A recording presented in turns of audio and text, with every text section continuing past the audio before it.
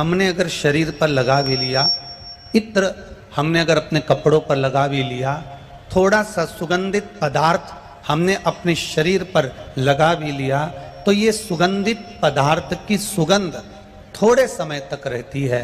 पर इस मनुष्य शरीर को पाने के बाद अगर हमने जिंदगी में किसी भूखे को भोजन कराया है, प्यासे को पानी पिलाया है, किसी साधारण से साधारण व्यक्ति के लिए सहयोग प्रदान करा है, तो ये सुगंध तुम्हारे मरने के बाद तक रहती है। वो सुगंध को कोई भूल नहीं पाता।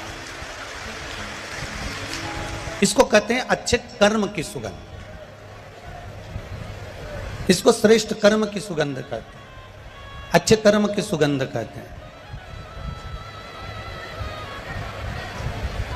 और ये अच्छे कर्म की सुगंध कोई साधारण सी नहीं होती महाराज।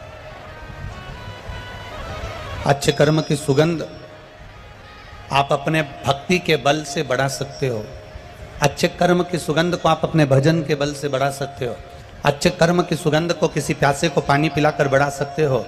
अच्छे कर्म की सुगंध को आप किसी बीमार व्यक्ति को औषधि दिलाकर बढ़ा सकते हो। मनुष्य देह मिली है, मानव का शरीर मिला है। इस मानव के शरीर को जितने अच्छे कर्म में हम लगा सकते हैं, उतने अच्छे कर्म में लगाने का प्रयास करो। और जब हम अच्छे कर्म में इसको लगाने का प्रयास करेंगे तो जीवन अपने आप हमारा अनुकूल और अच्छा होता चले जाएगा। एक बात अपनी जिंदगी में उतार कर रखिए, जो धन हमने कमाया है, जो धन हम कमाए हैं, जो धन हमने कमाया है, उसका भोग हम कर पाए ना कर पाए जरूरी नहीं। पता नहीं कि हमने जो धन कमाया, हमने जो संपदा कमाई, हमने जो वैभव कमाया, उसका भोग हम भोगेंगे कि ना भोगेंगे इसका पता नहीं है। पर शिव पुराण कहती है कि धन को कमाने में जो हमने कर्म किया है, धन को कमाने में हमने जो गलत कर्म किया है, ये पक्का है कि हम धन का भोग भोगें चाहे ना भोगें, पर हमने जो कर्म करा है उसका भोग तो हमको भोगना ही पड़ता है।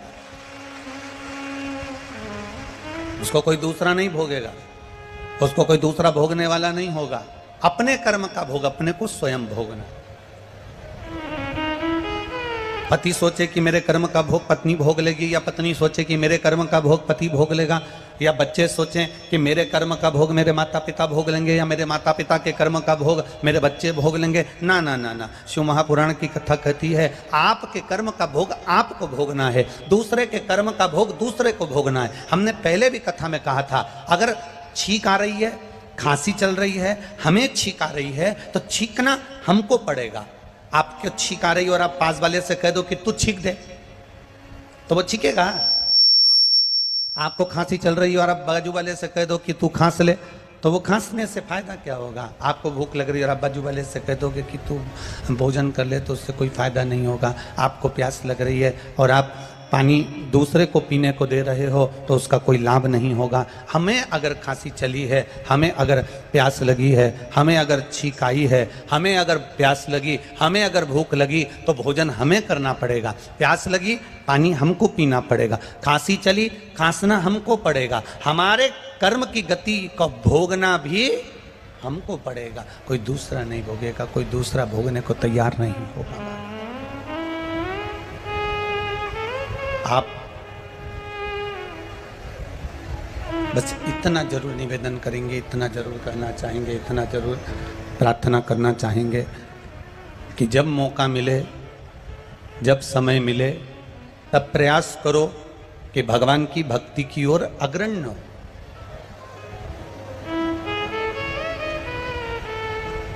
शंभु शरणे मांगू घड़ी रे दुख काटो, दया करी ने दर्शन। हमारे कर्म की गति का भोग हमको भोगना है।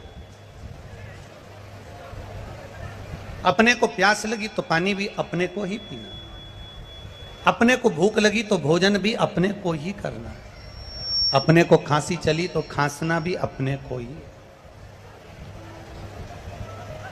तुम जैसा कर्म करोगे वैसा भोगना तुमको है। महाराज, एक पिताजी अपना पूरा राजपाट, अपने 3 बेटे हैं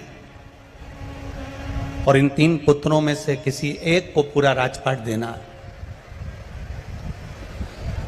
एक को राजा बनाना है, एक को पूरा राजपाट देना है। पिताजी ने मन में विचार करा कि मेरे 3 बेटे हैं और मेरे इन 3 बेटों को, मैं इन 3 पुत्रों को, इन 3 बेटों को मैं ये पूरा राजपाट देना है, तो मैं कैसे प्रदान कर दूं? इन तीनों को मैं कैसे राजपाट दे दूं? इन तीनों को मैं कैसे प्रदान कर दूं? तीनों ने विचार किया, पिताजी ने विचार किया।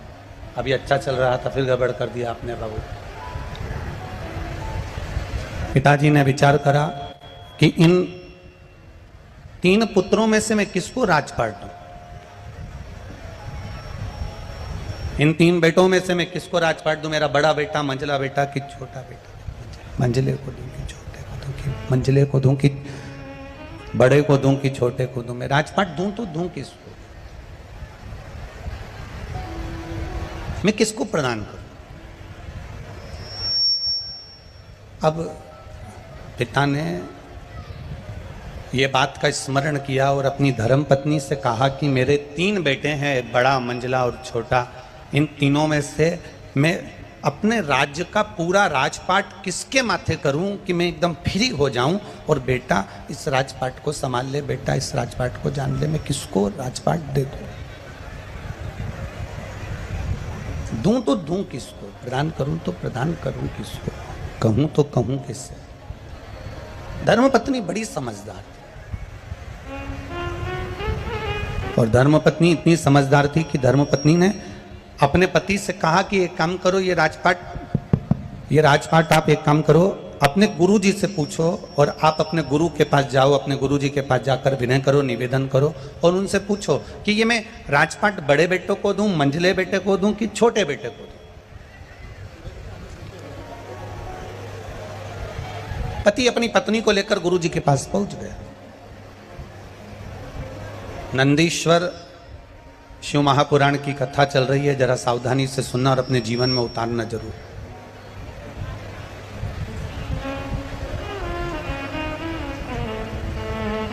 जितने लोग खड़े हैं उनसे निवेदन है, जहां जगह मिल जाए वहां बैठ जाओ। कल हमने जजमान परिवार को भी बोला था, कार्यकर्ताओं को भी बोला था कि पंडाल बढ़ा देना, पर पंडाल नहीं बढ़ा। उसके लिए हम क्षमा मांगते हैं आप लोगों से। हम क्षमा मांगते हैं कि आपका पंडाल नहीं बढ़ा, उसके लिए हम इस व्यासपीठ से क्षमा मांगते हैं कि आप लोगों के बैठने की व्यवस्था नहीं कर पाए। और आपसे निवेदन है कि जहां जगह मिल जाए, भले पंडाल के बाहर, आप जहां जगह मिले वहां बैठ जाइए। और बाहर से आने वाले अतिथियों से निवेदन है, अगर यहाँ पंडाल नहीं बढ़ रहा है तो आप अपने घर से आस्था चैनल पर कथा सुनिए, और अगर आ रहे हो तो अपने साथ में एक छाता या एक चादर लेकर आना, जिसको पकड़कर आप आराम से कथा श्रवण कर सकें।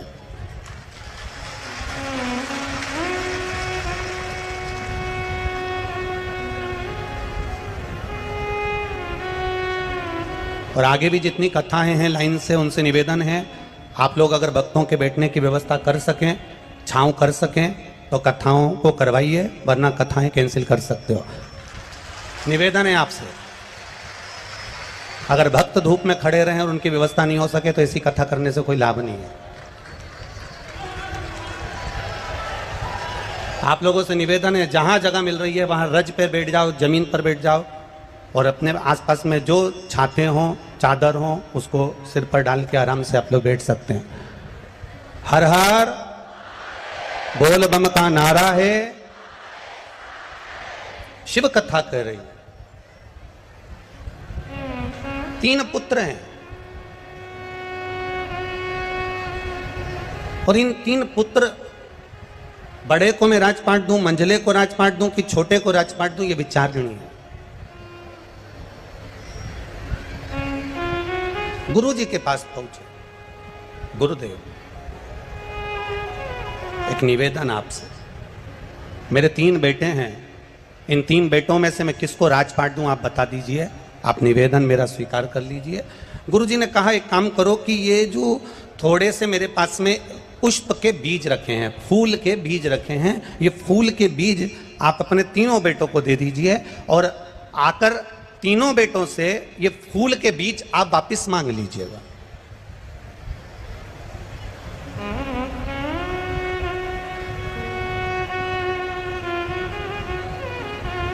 अगर ये फूल के बीज आप सुबह आप जाओ तीर्थ करने के लिए, 8 महीना 15 दिन 20 दिन 1 साल 9 महीना 6 महीना आप तीर्थ कर कर जब आना, तो ये फूल के जो बीज आप अपने तीनों बेटों को दोगे, उनसे आप मांग लेना,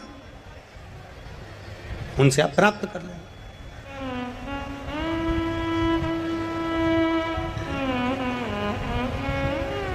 अब गुरु जी से फूल के बीज लेकर पिताजी अपने बेटों के पास पहुंच गए और अपने पुत्रों के पास पहुंचकर उन्होंने कहा कि ये पुष्प के बीज हैं बेटा, तुम तीनों रख लो, मैं जब तीर्थ कर कर आऊंगा 8 महीने बाद मैं आपसे ये तीनों से ये बीज ले लूंगा, बस इतना ये बीज आप संभाल कर रखना और उसको संजो कर रखना, संभाल के रखना। तीनों बेटों ने बीज रख लिए।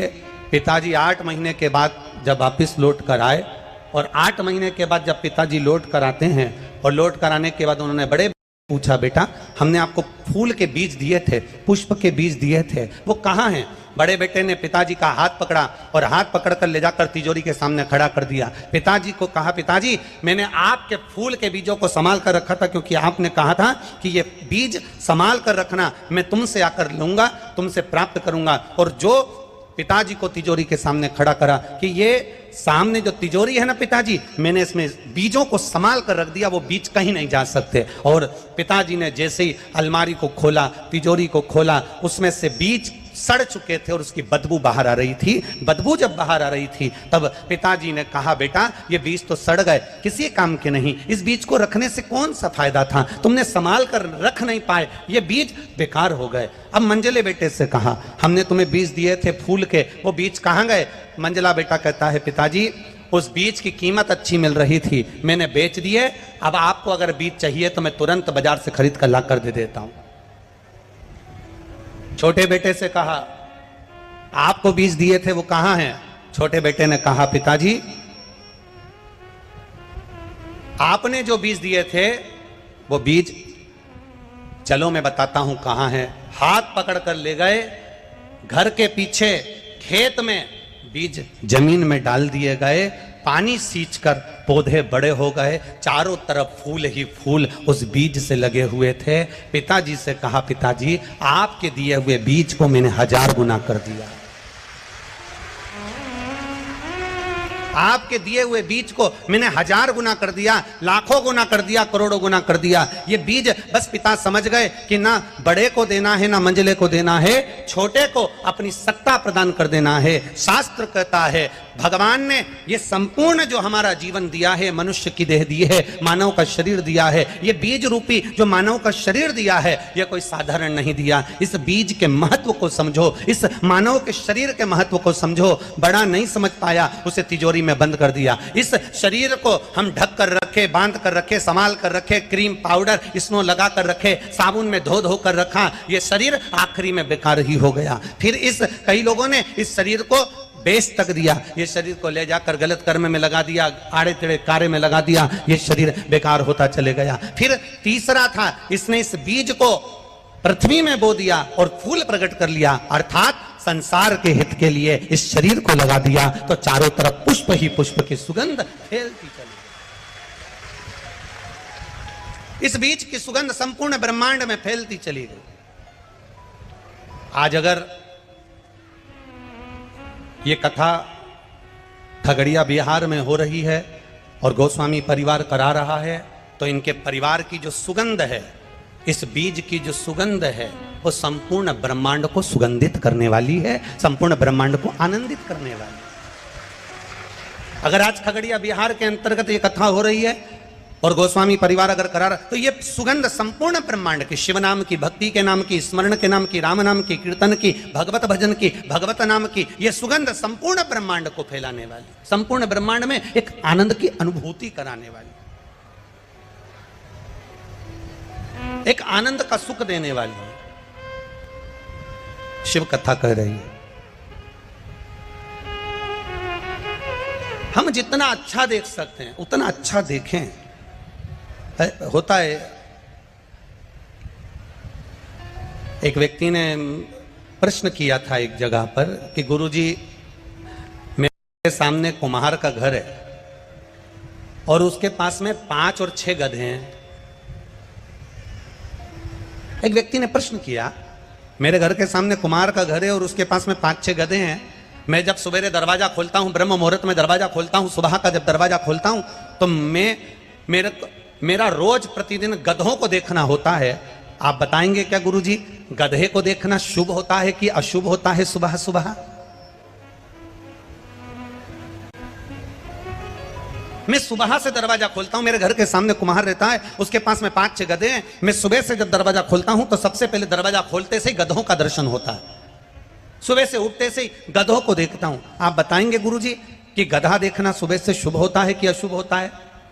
अब हम मन में सोचे, विचार करें कि तुम्हारा गधे को देखना शुभ होता है कि अशुभ होता है पता नहीं, पर यह पक्का है कि गधा सुबह से तुमको देखता होगा तो बेचारा दिन भर बोझा ढोता होगा। ये पक्का है। हम विचार कर रहे हैं, हम ये विचार कर रहे हैं कि हम ये कार्य करेंगे, शुभ होगा कि अशुभ होगा। शिव महापुराण की कथा कहती है, भजन करने का कोई समय नहीं होता, स्मरण करने का कोई समय नहीं होता। आप भगवान को 1 लोटा जल चढ़ा रहे हो, कई माताएं पूछती है हम ये वाले सोमवार से पशुपति व्रत करेंगे तो शुभ होगा कि अशुभ होगा? हम अधिक मास के महीने में पशुपति व्रत करेंगे तो शुभ होगा कि अशुभ होगा? हम सावन के महीने में पशुपति व्रत करेंगे, शुभ होगा कि अशुभ होगा? हम इस सोमवार से पशुपति व्रत करेंगे, शुभ होगा कि अशुभ होगा? शिव महापुराण की कथा वर्णन करती है, सोमवार का व्रत, शंकर भगवान का स्मरण, शंकर भगवान की भक्ति और शंकर भगवान पर 1 लोटा जल चढ़ाना या पशुपति व्रत, आप कोई से भी सोमवार से प्रारंभ कर सकते हो। सब दिन शुभ है मेरे बाबा के, सारे दिन मेरे महादेव के सब दिन शुभ माने गए। एक भी दिन ऐसा नहीं है कि महादेव के लिए गलत हो, एक भी दिन ऐसा नहीं जो महादेव के लिए गलत। आप अगर भजन कर रहे हो, आप अगर स्मरण कर रहे हो, आप अगर मंत्र जाप कर रहे हो, आप अगर नाम जाप कर रहे हो, तो उसमें समय का पाबंदी नहीं कि आपने 2 घंटा भजन करा, 3 घंटा भजन करा, 4 घंटा भजन करा, स्मरण करा, मैंने 15 मिनट भजन करा। ना ना ना ना, शिव महापुराण की कथा कहती है, आप जब समय मिले, जैसा समय मिले, जैसा पल मिले, जैसी घड़ी मिले, जैसा नक्षत्र मिले, जैसा आपको अच्छा लगे, वैसे अपनी जिंदगी में करते चलो। और आप अपने कर्म को करते हुए जब भगवान का नाम लेते हुए आगे बढ़ोगे तो ये निश्चित है वो कर्म तुम्हारा फलेगा और तुमको उसका फल अवश्य प्राप्त होगा, ये निश्चित था। मैंने तेरे ही भरोसे बाबा, तेरे ही भरोसे हवा बिच उड़ती जावांगी, बाबा डोर हथो छड़ी नामे कटी जावांगी। भोले मैं तेरी पदा, शंभो मैं तेरी। हम अपने कर्म को करें और कर्म करते करते भगवत भजन की ओर अग्रणी। एक पत्र आया, देखिए, ज्यादा पत्र तो हम पढ़ नहीं पाए, बहुत सारे रखे हैं, पर कुछ पत्र जो पढ़े हैं।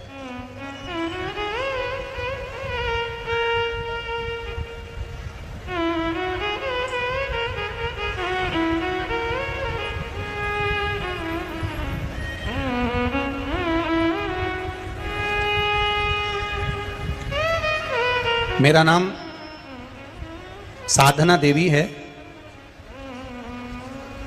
गुलनी कुशहा, सही बोला है?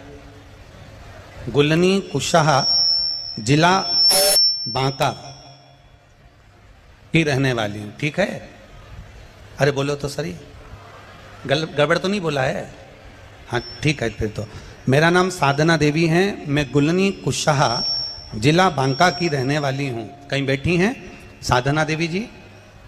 कहीं बैठी हो तो हाथ हिलाइएगा, दोनों हाथ हिलाइए। अच्छा आप ही हैं? हाँ दोनों हाथ हिला दो, ऐसा ठीक है।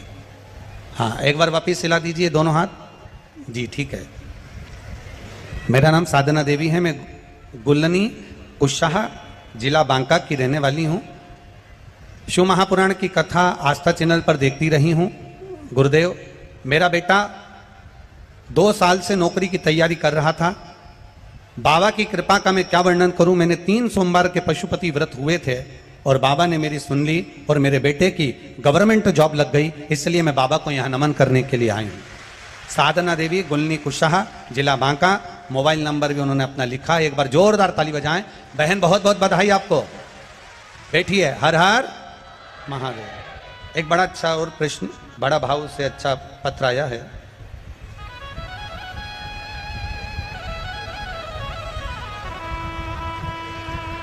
रानी चतुर्वेदी पटना बिहार से हैं, जिनका मोबाइल नंबर ये लिखा है। आप भी पत्र जो हम पढ़ते हैं वो पत्र को आप टीवी के माध्यम से, एलईडीओं के माध्यम से पढ़ सकते हैं। रानी चतुर्वेदी पटना बिहार से। कहीं बैठी हो तो दोनों हाथ हिलाएं। आप ही हैं? हाँ, दोनों हाथ हिला दो बहन एक बार। हर हर महादेव। वापिस हिलाओ दोनों हाथ एक बार। हर हर महादेव। बाबा के चरणों में दंडवत प्रणाम, नमन। मैं गुरुजी, 1 लोटे जल का शिव की भक्ति का क्या बखान करूं। मेरी शादी 2010 में हुई थी। तब से मेरे पति प्राइवेट काम करते थे, लेकिन मेरे पति की और मेरी इच्छा थी कि वो सरकारी नौकरी करें। गुरुजी, इस बीच उन्होंने बहुत सारे प्रयास करे, मगर किसी में भी सफलता नहीं मिली। बहुत परेशान थे। गुरुदेव, पूरा परिवार फिर 1 फरवरी 2022 में किसी रिश्तेदार ने बताया कि एक बार टीवी के सामने बैठकर शिव महापुराण की कथा सुनो, आस्था चैनल पर आती है, सियोर वाला महाराज करता है। आप प्रेम से उस कथा को श्रवण करो और संकल्प लेकर जो बताया जाए उसको करना। गुरुजी, उस दिन आपने पशुपति व्रत के बारे में बताया और हमने पशुपतिनाथ का व्रत करना प्रारंभ किया। और बाबा की कृपा का क्या वर्णन करूं गुरुदेव। मेरे पति ने 2017 में एक सरकारी नौकरी के लिए परीक्षा दी थी। उस परीक्षा को देकर मेरे पति भी 2017 के बाद उसको भूल गए थे, क्योंकि उसका कोई रिजल्ट नहीं था। पशुपति व्रत का मात्र 2रा व्रत पूर्ण हुआ था। और गुरुदेव, बाबा की कृपा ऐसी हुई कि 13 फरवरी 2023 को मेरे पति का ज्वाइनिंग लेटर आ गया और मेरे पति सरकारी नौकरी में लग गए। मैं बाबा को यहाँ प्रणाम करने के लिए आई हूँ। बैठिए बहन। हर हर महादेव। एक पत्र और बड़ा भाव से आया है। राजकिशोरी जायसवाल, बेगूसराय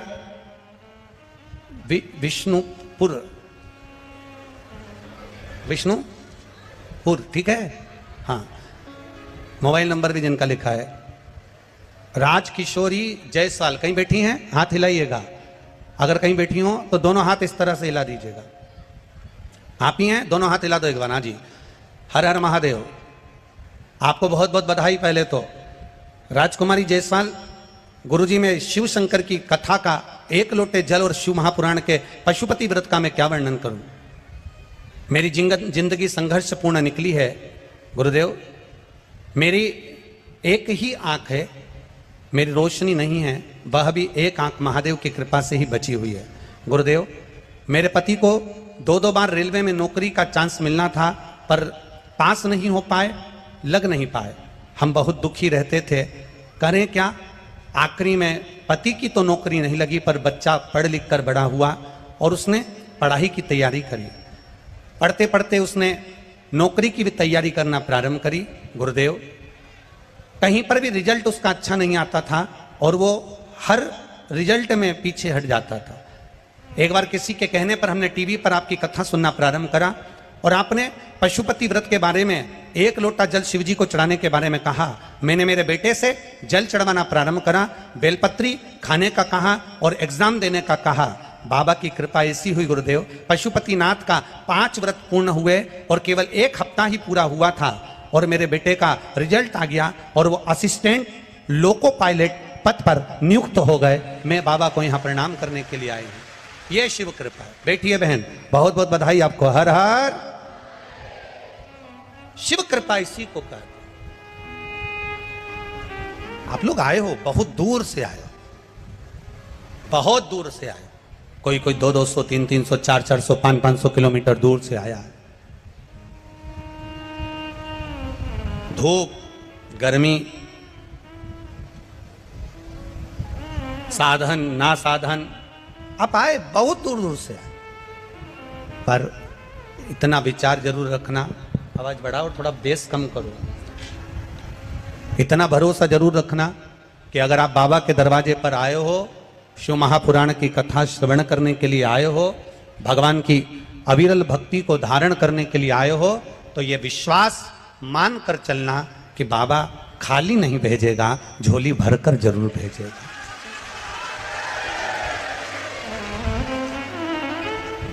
मां गंगा का तट है, वो देवघर वाला अपने मंदिर में नहीं है अभी, वो देवघर वाला भी यहीं खगड़िया बिहार में आ गया है 7 दिन के लिए। वो मंदिर में नहीं है, उसको मालूम है कि मैं मंदिर में कैसे रुक सकता हूं जब मेरे भक्त सब यहां पर हैं, मेरे भक्त यहां बैठे हैं, मेरे भक्त यहां पहुंचे हैं, तो वो मंदिर में कैसे बैठ सकता, कैसे बैठे।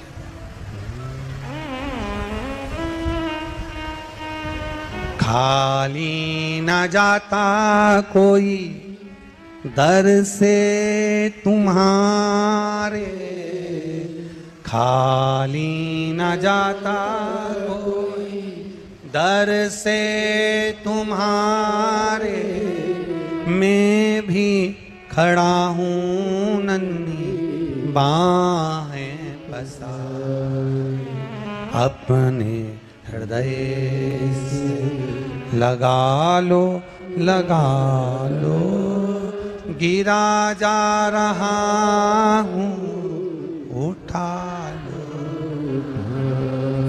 प्रभु अपने दर से अब तो न टालो, गिरा जा रहा हूँ उठा लो, उठा लो। आप दिल से अगर पहुँचे हो, भाव से अगर पहुँचे हो, एक विश्वास लेकर अगर पहुँचे हो, एक भरोसा धारण कर कर अगर पहुँचे हो, तो ये भरोसा तुम्हारा बाबा देवघर वाला कभी तोड़ेगा नहीं, तुम्हारी झोली भरेगा जरूर।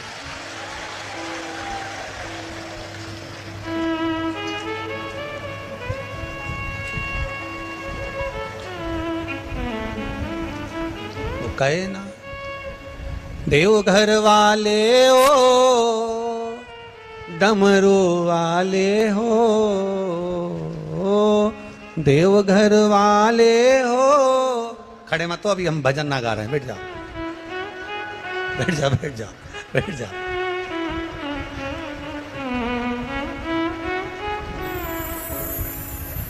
देवघर वाले हो, डमरू वाले हो,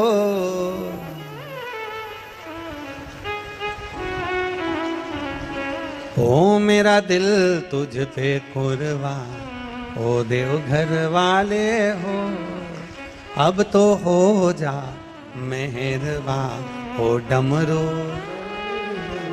बाबा के चरणारविंद का स्मरण करते हुए, भगवान का भजन करते हुए, भगवान की भक्ति को धारण करते हुए, हम जिस भजन को करते हैं, हम जिसका स्मरण करते हैं, 3 घंटा कथा होती है 2 बजे से 5 बजे तक, जगह संभालना होती है सुबह 6 बजे से 2 बजे तक, और चलो तो चलो जगह संभाल कर बैठना, फिर बैठे बैठे भगवत भजन करना, स्मरण करना, दिन भर भगवान की विरल भक्ति में डूबे रहना, कोई सहजता नहीं है महाराज। शिव महापुराण की कथा चाहे आप टीवी पर आस्था चैनल पर सुन रहे हो, चाहे फेसबुक यूट्यूब पर सुन रहे हो, मोबाइल पर सुन रहे हो, चाहे पंडाल में सुन रहे हो, जितने लोग टीवी पर कथा सुनने वाले हैं, इनको भी 2 बजे का तैयारी रहती है। जल्दी कथा काम कर लूं, 2 बजे कथा सुनूंगे, जल्दी से काम कर लूं, 2 बजे कथा आएगी, टीवी पर कथा सुनूंगे, मोबाइल पर कथा सुनूंगे, अभी कथा चालू होने वाली है, बस सुनने बैठूंगे। ये चित्त वृत्ति में कथा उसकी समाही होती है।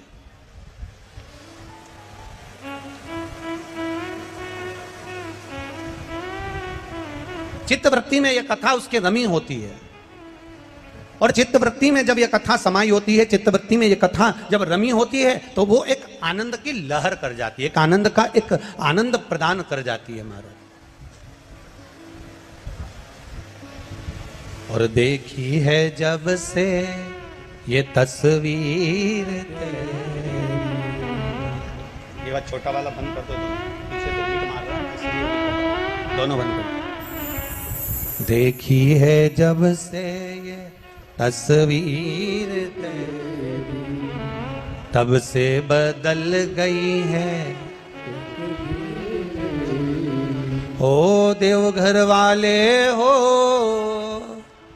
डमरू वाले हो, देवघर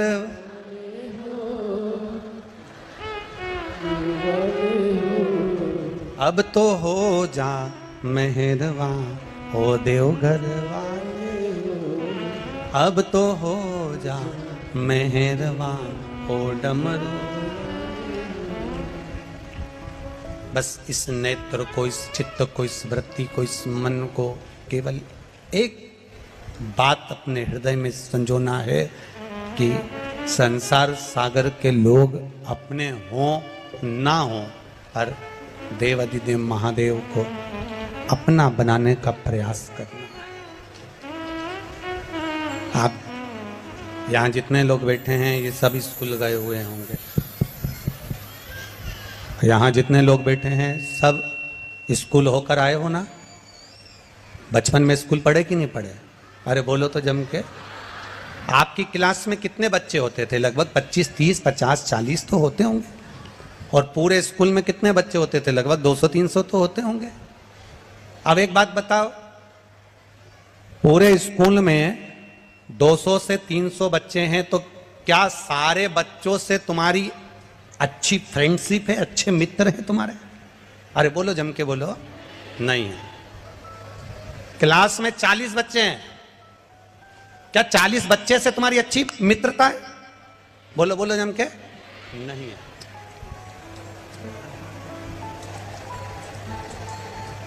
40 बच्चों, 200 बच्चों में से 200 बच्चे हैं तो 200 बच्चों में से 200 बच्चों से तुम्हारी अच्छी मित्रता नहीं होगी। 40 बच्चे हैं तो उन 40 बच्चों से तुम्हारी अच्छी मित्रता नहीं होगी।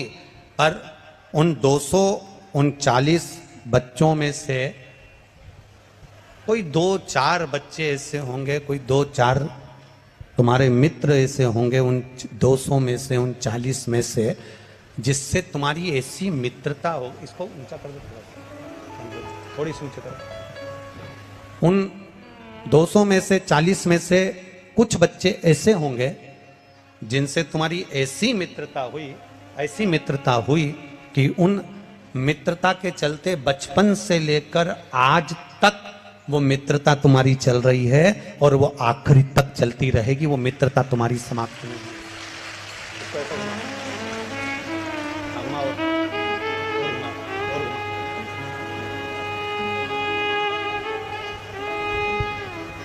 वो 200 बच्चे में से, वो 40 बच्चों में से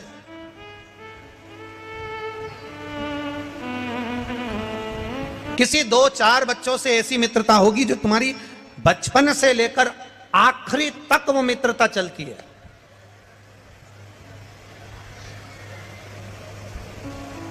अंतिम समय तक तुम्हारी मित्रता चलती है।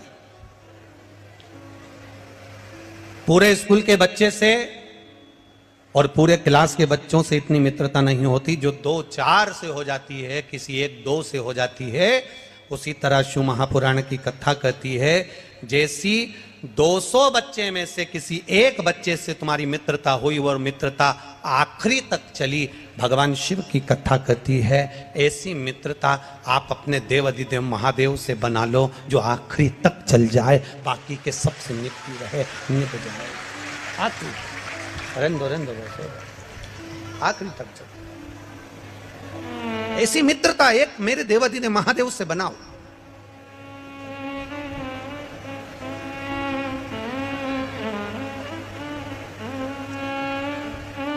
और जो मित्रता तुम्हारी एक समय की नहीं, तुम्हारी मित्रता ये जीवन पर्यांत चले, अंतिम क्षण तक चले।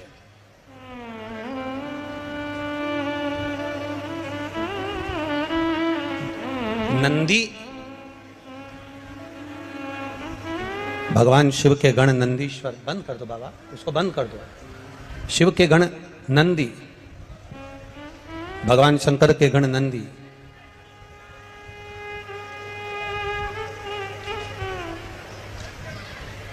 केवल एक नंदी भगवान शंकर के वाहन नहीं है। नंदी भगवान शिव को घुमाने वाले केवल एक बैल नहीं, एक वाहन नहीं। नंदी भगवान शंकर के एक मित्र भी है,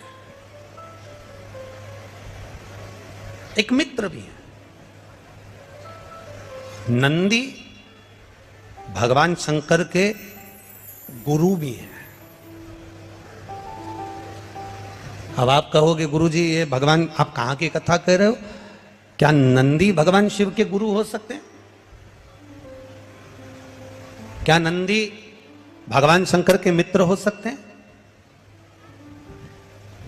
नंदी भगवान शंकर के मित्र भी हैं, नंदी भगवान शंकर के गुरु भी हैं, नंदी भगवान शंकर के पुत्र भी हैं, नंदी भगवान शंकर का अवतार भी हैं, और नंदी भगवान शंकर के वाहन भी हैं, और नंदी भगवान शंकर के गण भी हैं। सब कुछ नंदी में समाहित, सब कुछ। अगर गुरु ना होते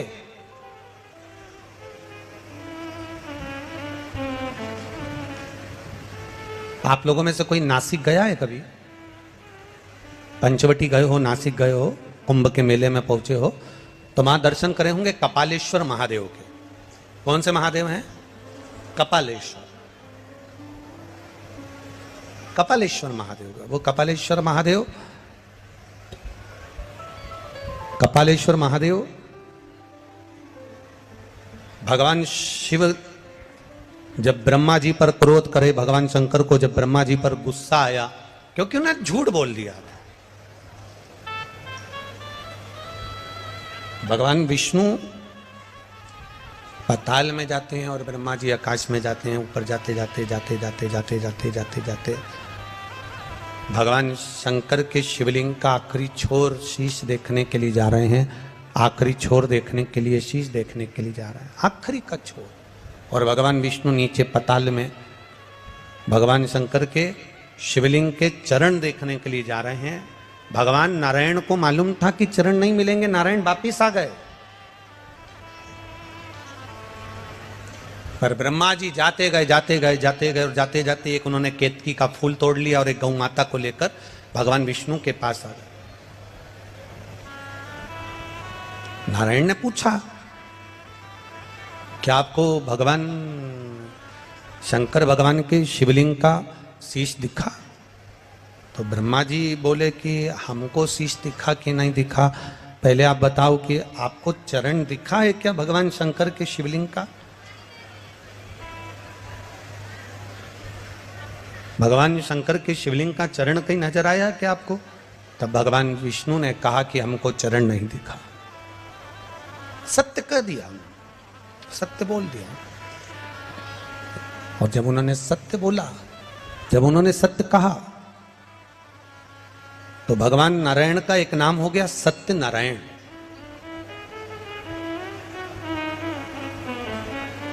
ब्रह्मा जी बोले आपको चरण नहीं मिला, वो अपनी जगह पर मुझे भगवान शंकर के शिवलिंग का शीश मिला।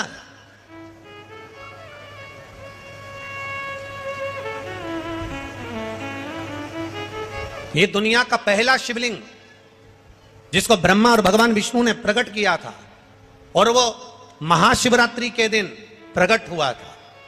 इसलिए भगवान शंकर के जन्म उत्सव को, भगवान शंकर के प्रागट्य उत्सव को, भगवान शंकर के शिवलिंग के प्रागट्य उत्सव को मनाया जाता है महाशिवरात्रि के रूप में। महाशिवरात्रि के रूप में मनाया जाता है। और महाशिवरात्रि के रूप में जब हम भगवान शंकर का जन्म उत्सव मनाते हैं, प्रागट्य उत्सव मनाते हैं, हाँ, दुनिया के लोग शिवरात्रि को भगवान शंकर के विवाह के रूप में मनाते हैं कि शिव और पार्वती का विवाह हुआ था। पर शिव महापुराण, लिंग पुराण, स्कंद पुराण, नर्मदा पुराण, ब्रह्म वैवर्त पुराण, ये सारी पुराणे वर्णन करती है कि भगवान शंकर का शिवलिंग की उत्पत्ति शिवरात्रि के दिन हुई थी। अब हम लोग जब मना रहे हैं, हम लोग जब धारण कर रहे हैं, हम लोग कह रहे हैं कि ये भगवान शंकर का मंगल विवाह हुआ, आप भले साधना कर रहे हैं, आप भले आराधना कर रहे हैं, शिव जी की आराधना में लगे हैं, भले आपने कह दिया शिवरात्रि को भगवान की शादी हुई थी, यह आपकी सोच है, यह आपका विचार है, पर शास्त्र, हमारा पुराण, हमारा वेद, हमारा शास्त्र कहता है शिवरात्रि के दिन भगवान शंकर का प्रागट्य हुआ था। हाँ, माँ जगज्जननी के साथ में मंगल विवाह की रात्रि हो, हम मना नहीं करेंगे, पर विचार करना कि शंकर भगवान की शिवरात्रि साधना की रात्रि होती है।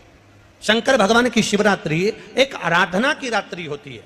हमने पहले भी कथाओं में कहा, हर महीने शिवरात्रि आती है, प्रत्येक महीने शिवरात्रि पड़ती है, और प्रत्येक महीने की शिवरात्रि पर अगर आपसे बन सके, आप दुनिया में अगर आपके पास में लोग कहें कि ये बहुत गरीब व्यक्ति है, बहुत साधारण व्यक्ति है, इसके पास धन नहीं है, वैभव नहीं है, सत्ता नहीं है, इसके पास खुद का मकान नहीं है, इसके पास खुद की प्रॉपर्टी नहीं है, इसके पास खुद की दुकान नहीं है, दूसरे के यहाँ काम करता है, इसके पास कुछ भी नहीं है, हम उनसे कहेंगे 12 महीने शिवरात्रि आती है, 5 जगह पर चढ़ाई हुई बेलपत्र, आप एक वर्ष 12 शिवरात्रि का एक नियम ले लो, 5 जगह पर बेलपत्र समर्पित करना सीख जाओ। एक बेलपत्र,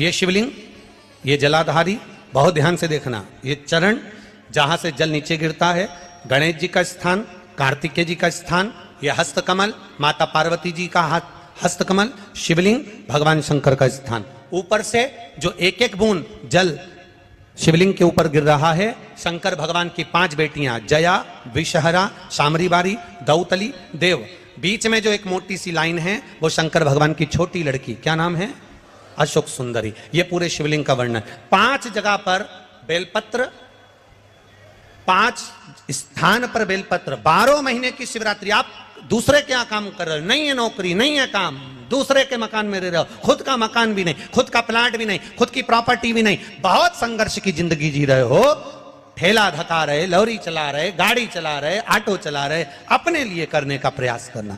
घर में जितने सदस्य हैं, 12 महीने शिवरात्रि आती है, एक बेलपत्र अशोक सुंदरी वाली जगह पर, डंडी का मुंह नीचे की ओर, दूसरी बेलपत्र माता पार्वती जी के हस्त कमल पर, ये 2 पत्ती जो होती है, इस पत्ती के 2 भाग शिवलिंग के बीच में हो।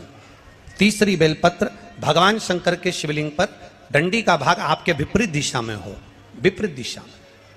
चौथी बेलपत्र भगवान शंकर का जहां से जल बहकर जाता है, जमीन पर जो जल बहता है, जमीन पे से जो जल बहकर जाता है, चौथी बेलपत्र उस जमीन के जल पर जहां से वो पानी बहकर जा रहा है, पूरे शिवलिंग को छोड़कर जहां से पानी जमीन पर बहकर जा रहा है उस स्थान पर। और 5वीं बेलपत्र नंदी का जो पांव ऊपर उठा हुआ है, उस पांव के पास में 5वीं बेलपत्र समर्पित करना।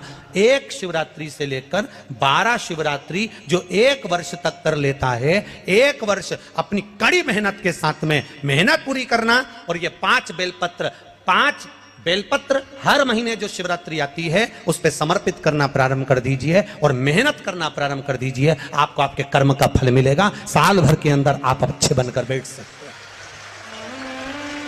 शिवरात्रि 12 महीने आती है, 12 हर महीने शिवरात्रि।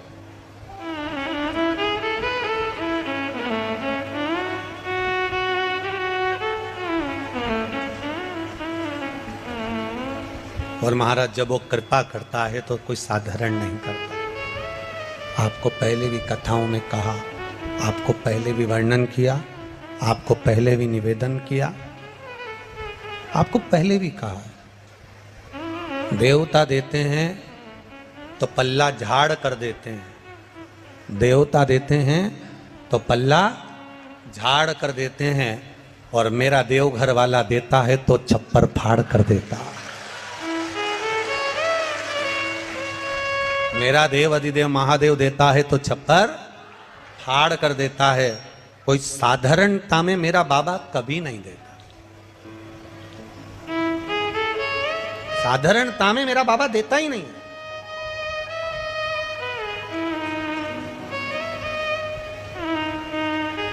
अभी हम यहां खगड़िया बिहार आ रहे थे, उसके पहले एक भक्त सीहोर मिलने के लिए आया और उसकी शादी को 9 साल हो गए थे।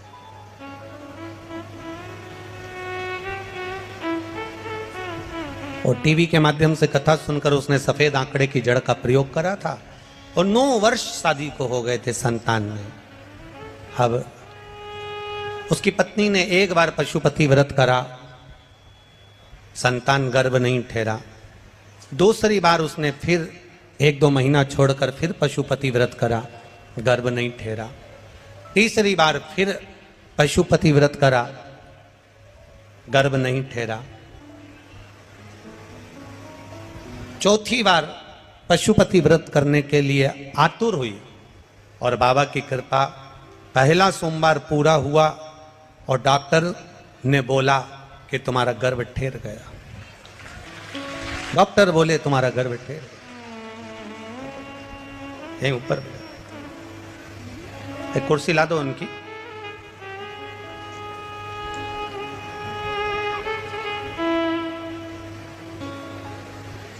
डॉक्टर बोले तुम्हारा गर्भ ठहरा। 9 महीने पूर्ण हुए। डॉक्टर ने जब अल्ट्रासाउंड करा, जांच करी, तो उस जांच में निकला कि इनके गर्भ में 1 बच्चा नहीं, 2 बच्चा नहीं,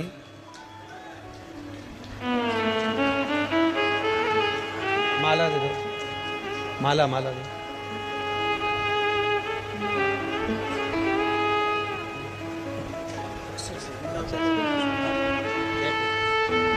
माला लाओ ना।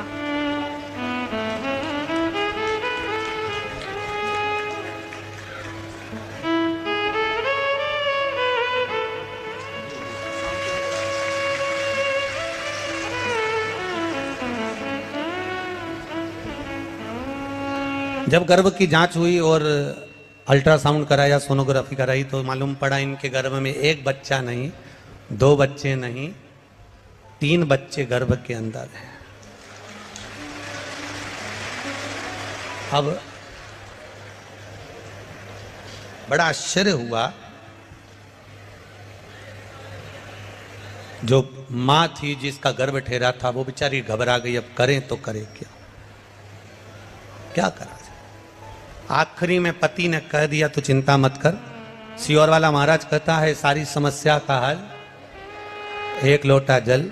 शिवजी को 1 लोटा जल चढ़ाएंगे, रोज पिएंगे। डॉक्टर ने कहा है 3-3 बच्चे हैं, इनका ग्रोथ होना बड़ा कठिन है।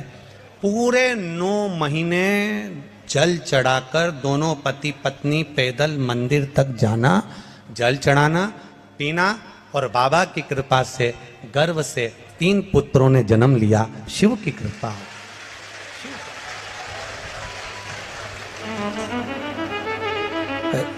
हमारे सुनील के पास वो फोटो भी होगा, जरा आस्था चैनल पर अगर बन सके तो मोबाइल में से वो फोटो जरूर चलाएं। 3 बच्चों को हम गोदी में लिए हुए हैं। उसको लेकर जब वो सीहोर आए कुबेरेश्वर धाम को प्रणाम करने, तो वो तीनों बच्चे हमारी गोदी में दिए। हमने कहा ये शिव कृपा नहीं तो और क्या है, शिव करना, ये शिव की उदारता, ये शिव की कृपा। खाली ना जाता कोई दर से तुम्हारे, खाली ना जाता कोई दर से तुम्हारे। मैं भी खड़ा हूँ नन्ही बाहें पसार, अपने हृदय से लगा लो, लगा लो। गिरा जा रहा हूँ, उठा लो। एक विश्वास के साथ इस खगड़िया गांव में कहना चाहूंगा, इस खगड़िया बिहार में कहना चाहूंगा, अपने दिल की बात इस माँ कात्यायनी की भूमि पर कहना चाहूंगा, इस खगड़िया में कहना चाहूंगा कि जिसने इस कथा को दिल से सुना है, जिसने शिव महापुराण पर विश्वास किया है, मेरे भोलेनाथ ने उसका हाथ पकड़कर पार किया है, ये निश्चित है। आप अगर वो सुनील दिखाना बाबू कैमरे से, प्रयास करना कि उसको चैनल पर दिखाया जाए। तीनों बच्चों के फोटो एक विश्वास के साथ में, एक एनर्जी के साथ में, एक बल के साथ में, अग्रण्यता हो।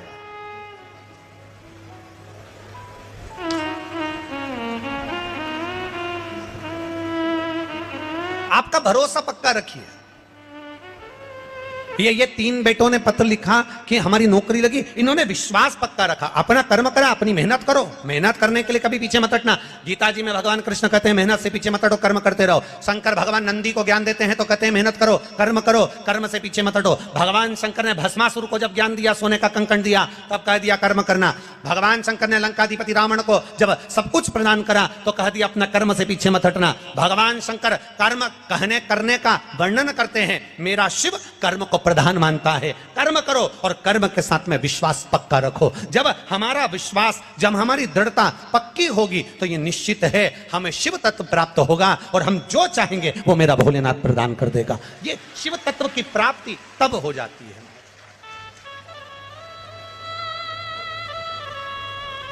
आप मित्रता 200 से, आपके क्लास में 200 लोग हैं, 200 लड़के हैं, 200 बच्चे हैं, उनसे मित्रता मत रखो। 2-1 से मित्रता पूरी होगी। 40 बच्चे हैं, 1-2 से मित्रता पूरी होगी। उसी तरह संसार में ना जाने कितनों से मिलना होगा, पर एक मिलन मेरे महादेव से ऐसा मित्रता का रखना कि बाबा के ऊपर सब छोड़ देना कि अब तेरे ऊपर छोड़कर चल रही हूं। मैंने सुना शिव महापुराण में कि तू एक कंकर में शंकर समाहित होता है। मैंने सुना शिव महापुराण में एक लोहे के टुकड़े को भी तू सोना बना देता है। मैंने सुना शिव महापुराण में एक कांच के टुकड़े को तू हीरा बना देता है।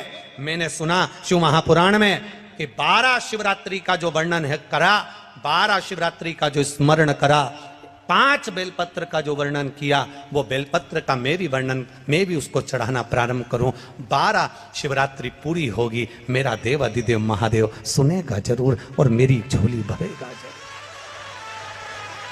अब इसमें एक नियम भारी है, वो नियम का स्मरण करना कि नियम कैसा चाहिए। आप कर्जे में हो गए, परेशान हो गए, टेंशन में आ गए, जिंदगी बेकार सी लग रही है, निवेदन है मेहनत करना। जो काम को कर रहे हो, जो दुकान लगा रहे हो, जो कार्य कर रहे हो, ठेला चला रहे हो, ऑटो चला रहे हो, चलाते रहो, पर उसके साथ में बाबा पर भरोसा रखो। इसमें एक नियम भारी है। कौन सा नियम? कि मान लो 12 शिवरात्रि में आप 1-2 शिवरात्रि शिवजी के मंदिर पहुंच गए, तीसरी शिवरात्रि पर भूल गए या किसी कारणवश कहीं दूर चले गए, ना जा पाए, तो घर के जितने सदस्य हैं सबसे निवेदन है कि 12 महीने की शिवरात्रि का नियम बना रहे हो तो घर के सभी लोग बेलपत्र चढ़ाने का नियम बनाओ। उसका कारण यह है, घर का एक व्यक्ति अगर बाहर चले भी गया, घर का दूसरा व्यक्ति शिवरात्रि को भूल भी गया, घर का तीसरा व्यक्ति किसी कारणवश काम में लग भी गया, तो घर का चौथा व्यक्ति तो शिवरात्रि याद रखेगा और हमारा नियम पूरा हो जाएगा। नियम पूरा हुआ तो हमारा कार्य पूरा। हम उस नियम को पूरा करें, हम उस कार्य को पूरा करें।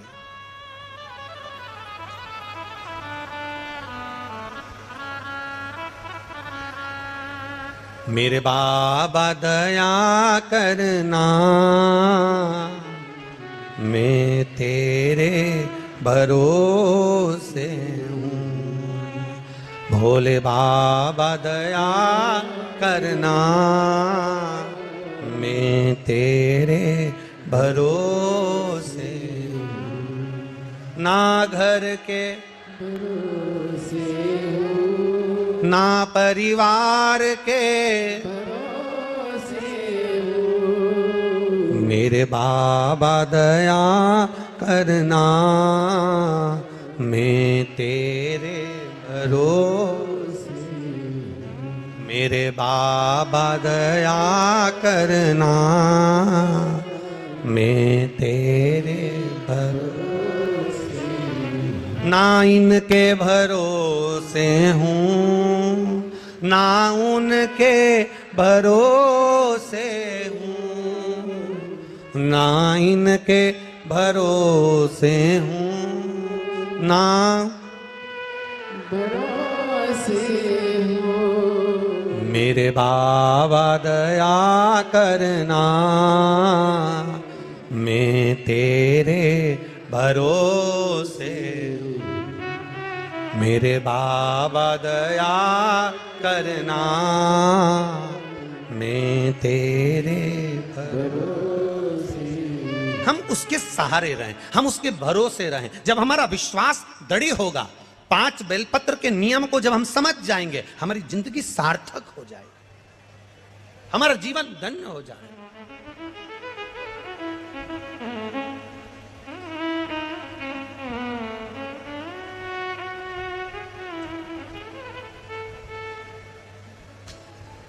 बाबा से विश्वास, भरोसा, दृढ़ता।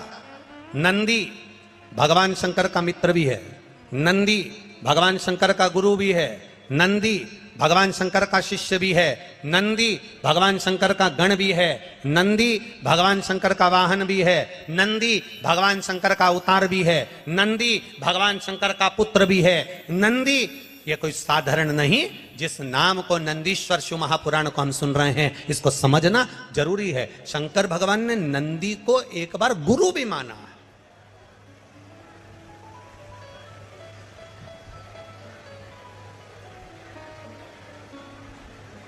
एक बार नंदी को गुरु मान लिया भगवान ने। जब ब्रह्मा जी झूठ बोल दिए, केतकी के फूल ने झूठ बोला, तो भगवान ने कह दिया, केतकी मैं तुझे श्राप देता हूं, तू शिव पर कभी नहीं चढ़ेगी। गौ माता को श्राप दिया भगवान ने झूठ बोलने पर कि तू झूठ बोली है, इसलिए तेरा पूरा शरीर पूजा जाएगा पर तेरा मुख अपूज्य होगा। अपूज्य। अब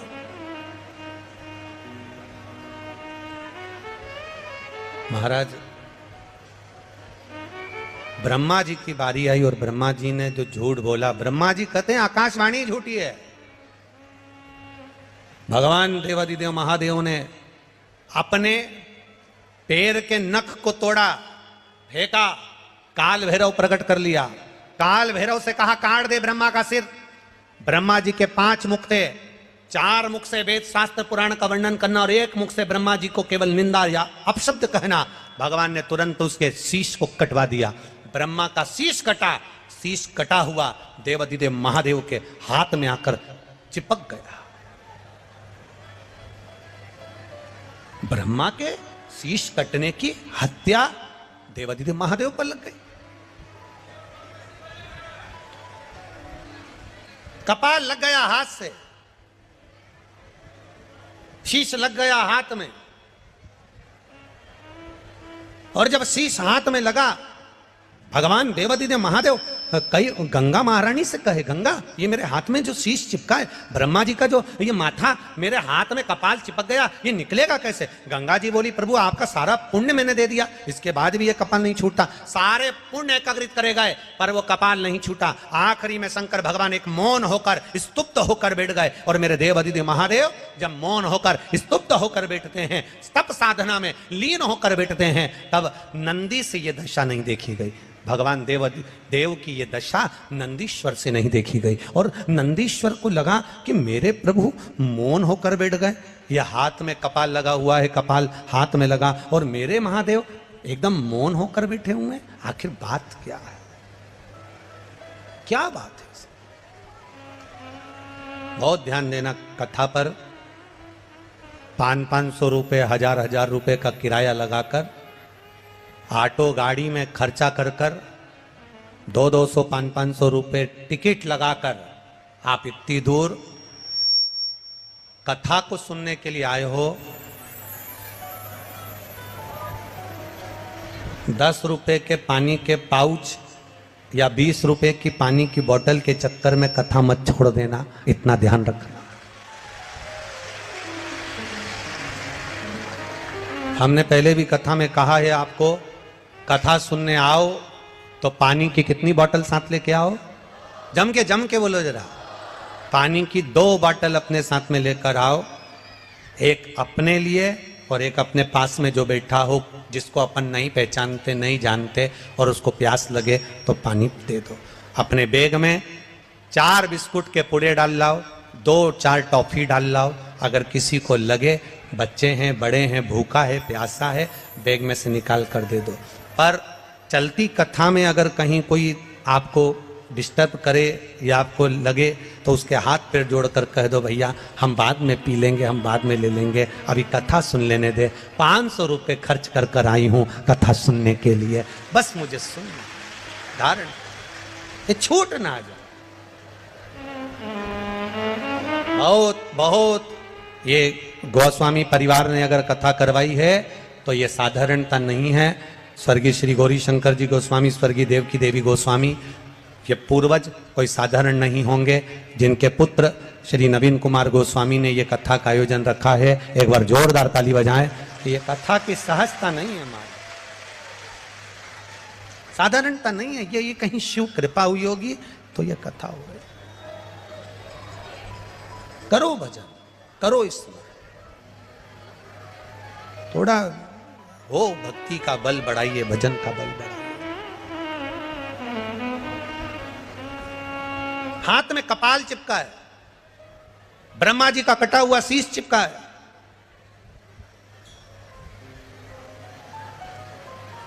और हाथ में जब ब्रह्मा जी का कटा हुआ शीश चिपका हुआ है, भगवान शिव तप साधना करने के लिए बैठ गए।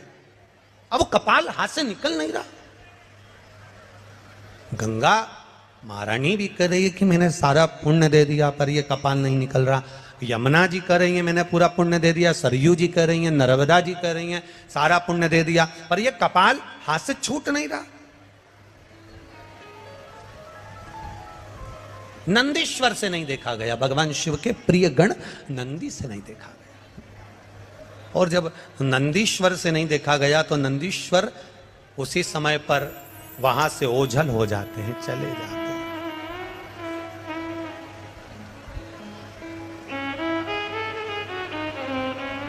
नंदीश्वर ओझल।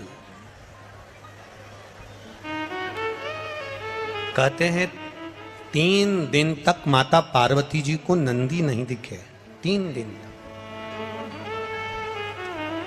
अब जब 3 दिन तक माता पार्वती जी को नंदी नजर नहीं आ रहे, 3 दिन तक माता पार्वती जी को नंदीश्वर नहीं दिखे, तो पार्वती जी के हृदय में भाव आया कि नंदीश्वर गए कहां आके।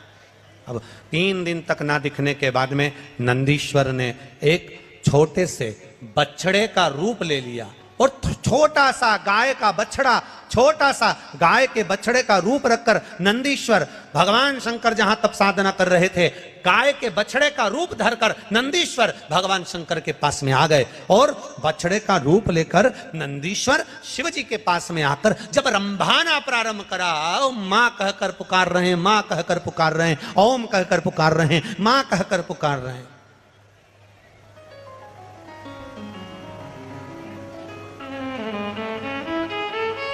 आप लोगों के यहां पर जो लोग गाय को पालते हैं, गौ माता की सेवा करते हैं, उनके घर में बछड़ा होता है, तो बछड़ा जब चिल्लाता है ना, तो उसके बोलने में एक शब्द निकलता, ओम। क्या शब्द निकलता है? ओम। ओमा, ऐसा शब्द निकलता है। सुना है कि नहीं सुना आप लोगों ने? सुना है ना? गाय का बछड़ा जब चिल्लाता है, ओम कर कर चिल्लाता है, ओमा मां, ऐसा शब्द कर कर जब चिल्लाता है तो उसमें ओम का नाद होता है, ओम का नाद। अब बछड़े ने चिल्लाना प्रारंभ करा, और बछड़ा जैसे जैसे चिल्लाया, शंकर भगवान तप साधना में डूबे थे, और देवाधिदेव महादेव जब तप साधना में डूबे हुए और बछड़ा चिल्ला रहा है, जम के आवाज लगा रहा, मां मां मां चिल्ला रहा है, बहुत तेज तेज चिल्ला रहा है, शिव जी के नेत्र खुल गए, तप साधना टूट गई। भगवान शंकर की जब तप साधना टूटी,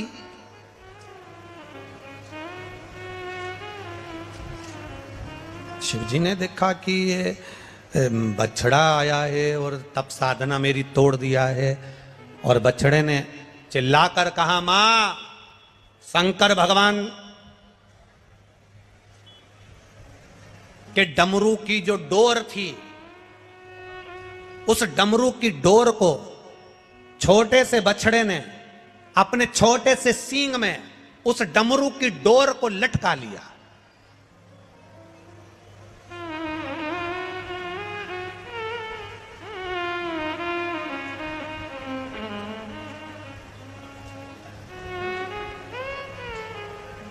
डमरू की डोर को अपने छोटे से सींग में लटका लिया, और डमरू को लेकर मेरे उस छोटा सा बछड़ा भागते भागते भागते भागते जा रहा, छोटा सा बछड़ा।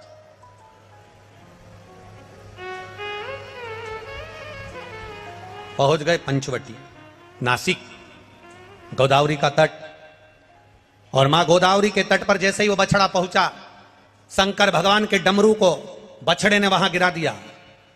और बछड़े ने वहां गिराया जहां डमरू गिरा।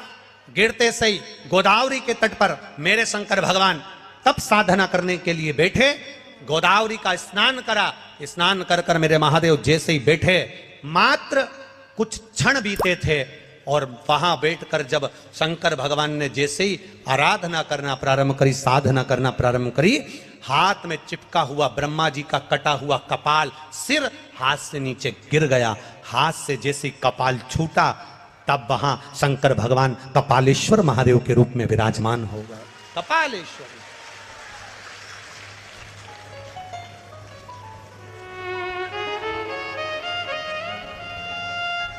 दुनिया के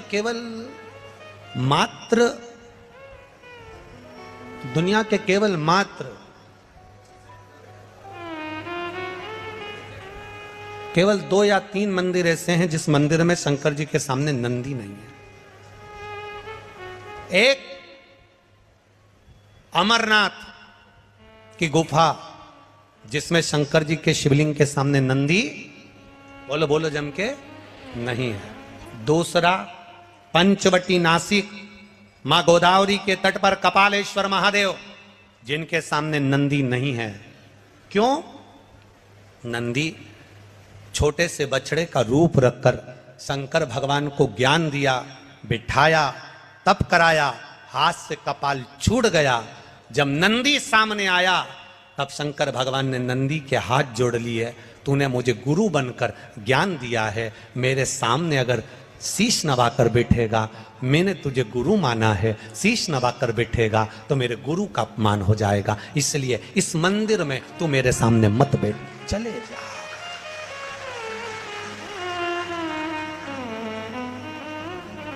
नासिक का पंचवटी में कपालेश्वर महादेव गोदावरी के तट पर एक ऐसा मंदिर, भारत की भूमि का वो सिद्ध मंदिर जहां पर भगवान शंकर अपने नंदी को सामने नहीं रखते हैं, क्योंकि मैंने इसको गुरु माना और गुरु ज्ञान दिया, इसलिए मुझे गोदावरी के तट तक पहुंचा दिया। गुरु ने ज्ञान दिया तो यहां तक पहुंचा।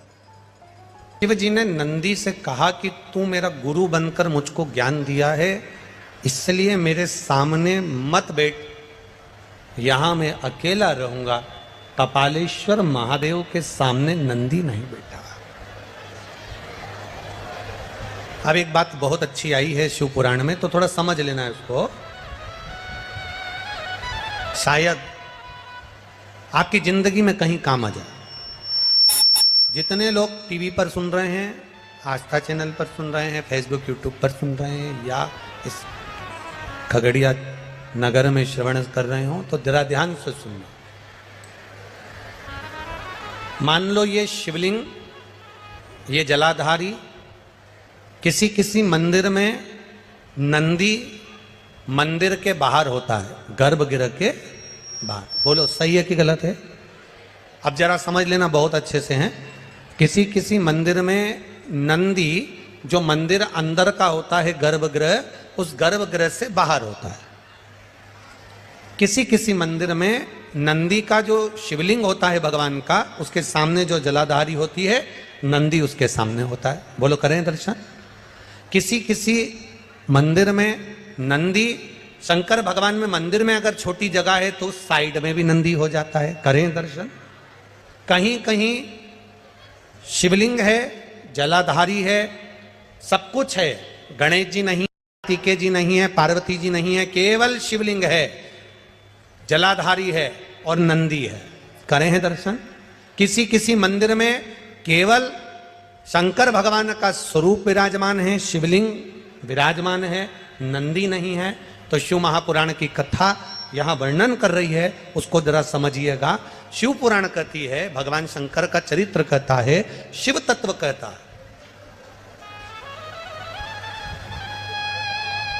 कि जिस मंदिर में नंदी जहां विराजमान, जिस जगह पर विराजमान है, सामने बैठा हो, गर्भगृह के बाहर बैठा हो, या तिरछे में बैठा हो, या शिवलिंग जिस भाव से विराजमान है, आप अपनी जो आराधना कर रहे हो, आप अपनी जो भाव से पूजन कर रहे हो, आराधना कर रहे हो, सेवा कर रहे हो, उसमें तुम्हारे भीतर ये भेद नहीं आना चाहिए कि इस मंदिर में नंदी तो बाहर है ही नहीं, तो मैं पूजन कैसे करूं। इस मंदिर में तो नंदी सामने बैठा है, तो मैं पूजन कैसे करूं। इस मंदिर में नंदी तिरछा बैठा है, तो मैं इसकी पूजन कैसे करूं। इस मंदिर में तो पार्वती जी नहीं है, गणेश जी नहीं है, सदानंद कार्तिकेय जी नहीं है, तो मैं पूजन कैसे करूं। शिव महापुराण की कथा कथी, ये भाव हमारे भीतर नहीं आना।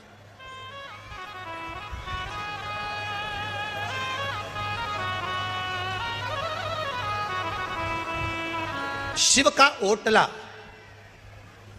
ओटले से मतलब है कि कहीं कहीं वृक्ष के नीचे भगवान शंकर बैठे रहते हैं, तो वहां मंदिर नहीं होता, केवल एक ओटला, केवल ओटला, और उस पर शिवलिंग रखा हुआ है। केवल एक ओटले पर भगवान शंकर का शिवलिंग रखा है। या मंदिर है, गर्भगृह है, बड़ा चौक नहीं है। शिव महापुराण की कथा कहती है, जहां पर शंकर भगवान विराजमान होते हैं, जहां शिवलिंग रखा हुआ होता है, जिस ओटले पर शंकर भगवान का शिवलिंग विराजमान होता है, जिस गर्भगृह में शंकर भगवान का शिवलिंग विराजमान होता है, अगर वहां नंदी का भी तुमको दर्शन नहीं हो रहा है, वहां नंदी तुम्हें दिखाई नहीं पड़ रहे हैं, तो भी तुम ये मान कर चलना कि बिना नंदी के शंकर भगवान वहां बैठा ही नहीं है। ओटले पर भी अगर बैठा है तो नंदी की पीठ पर ही बैठा हुआ। जहां वो बैठा है, गला पकड़ रहा है, रे बाबू गला पकड़ रहा है,